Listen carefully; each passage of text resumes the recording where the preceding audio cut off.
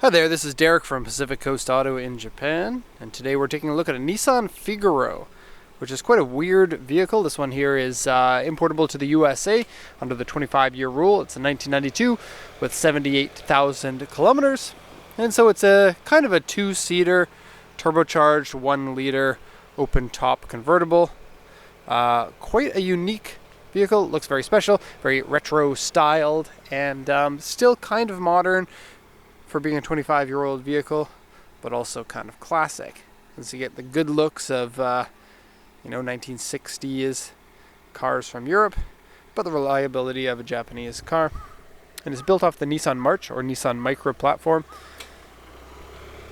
1-liter turbocharged engine puts out about 80 horsepower, automatic transmission. I don't think you can get these in manual. I know some of the other cars like the BE1 and the POW you can get in manual. I don't think that the Figaro was released with a manual transmission. I could be wrong about that.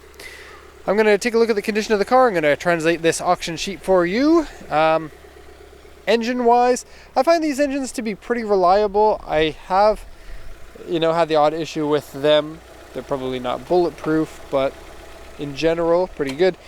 We've sold a number of these Figaros because they are so cool. In fact, we got two of them right now, this one and another one. Okay, so the oil and the coolant both look to be good, and the whole vehicle was, looks like it was maintained or kept in a nice state of maintenance, because the vehicle is pretty clean inside out, and really nothing that makes me wonder if this vehicle was properly kept. Okay, so a quick look at the vehicle here. Looks great with those nice round headlights, white wall looking tires. And I said it's a convertible, but it's not really a convertible. It has a canvas top and rear window that drop down. So you maintain the A pillar and the B/C pillar there. But the rest of it comes down as an open top. And boy, is this a car that gets a lot of attention. I'm going to point out some of the details later, but first off, let's translate this auction inspection sheet.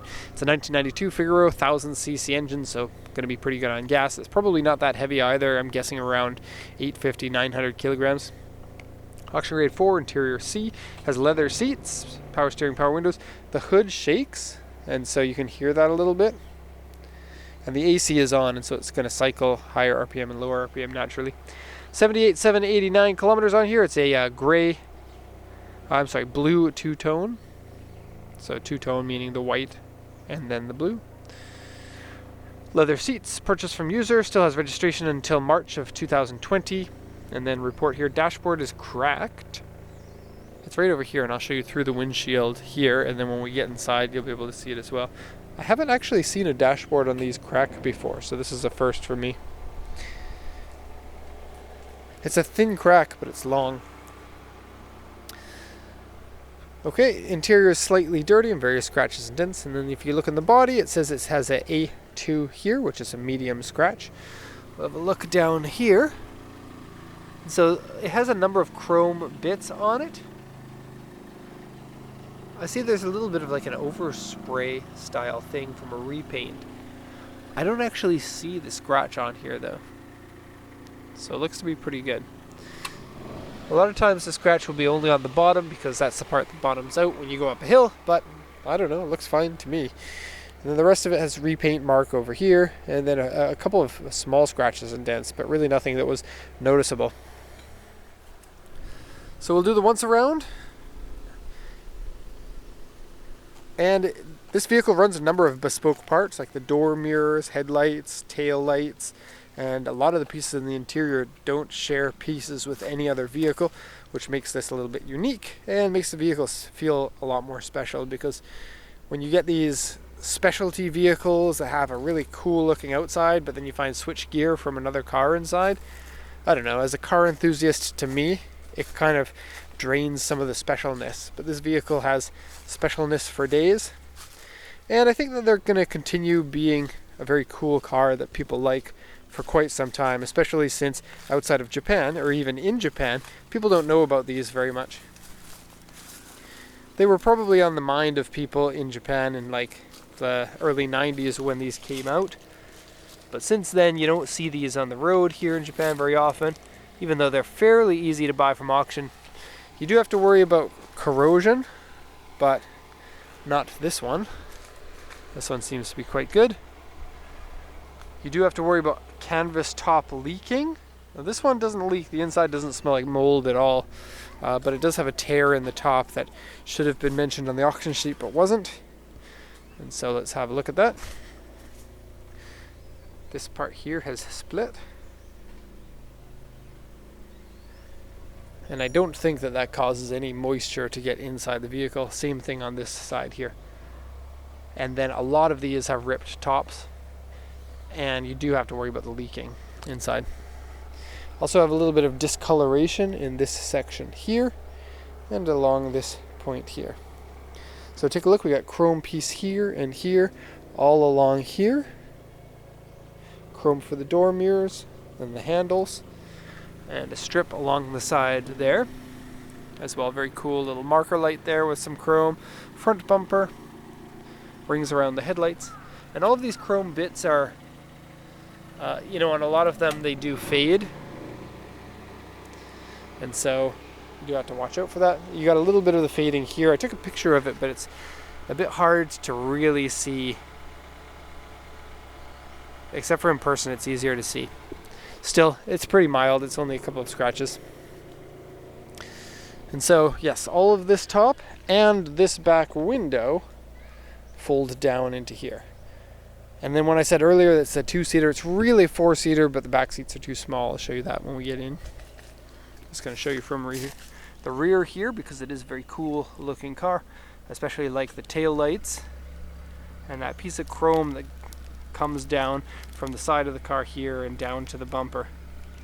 It's a good look. And stock exhaust. Cool. Okay, so this part here opens clamshell style for the top to go in. Also doubles as your trunk. But if you like trunks, you get to have two of them, because this one here is another trunk. Sort of. This one has your spare tire and your tools, and then it opens from the bottom up. And I can't really open it because you need the key to get in there, and it's kind of hard to do with one hand, but there's not really much room in there. It can be used as a double trunk if you want, but this one here is, I think, big enough to act as your regular trunk. I shall show you that. You get a sneak peek of the inside here while I go and grab that switch. It is in an awkward location down here. So flick that. It's an electronic switch, and then you have to stick your fingers in here, which is a bit annoying. Pull this up, and then this is a mechanical top, so you unlatch it from the top in there, and then you push it back yourself, and it's fairly easy to do it. And then when it's in here, it takes up all the space, and so you don't get a trunk when your top is down, unless you want to stick your groceries in there. But like I said, it's a really small place. You could stick them on the you could stick them on the rear seats, but I guess you really wouldn't have people in this car for the most part. Door cards commonly discolor or fade. These ones look to be in excellent condition. And take a look at this. I particularly like the little shells there for your power windows, and here for opening. Very cool feeling. Also, a nice smooth, hard steering wheel like this. I like it very much. And it looks very cool, especially with your chrome gauges.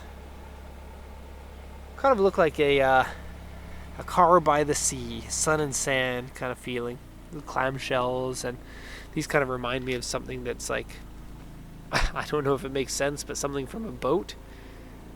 You also get your own everything here. Take a look, there's the AC. I like how it says face, foot, and then you can set things there.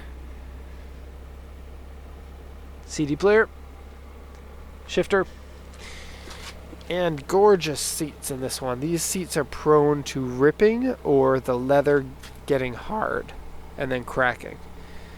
And so these ones are in excellent condition. And very good, because you might have a hard time finding some seats as a replacement, or re-leathering these might be a bit of a challenge too because of how they're made and the foam that's inside. Pretend rear seats, and I think this is the only car I've ever seen that actually has a negative slope on the back there. I've never actually sat in it. Let me just try that.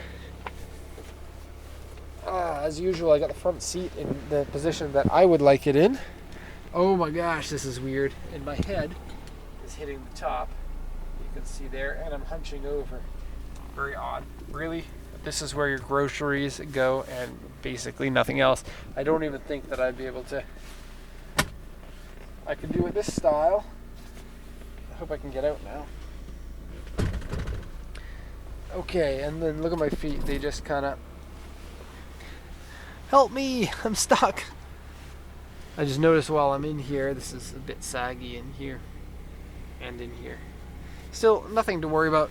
You know, the car is over 25 years old and is still in as good of condition as it is here. So I'm happy with the condition. This is a bit annoying. There we go. Cracking the dashboard.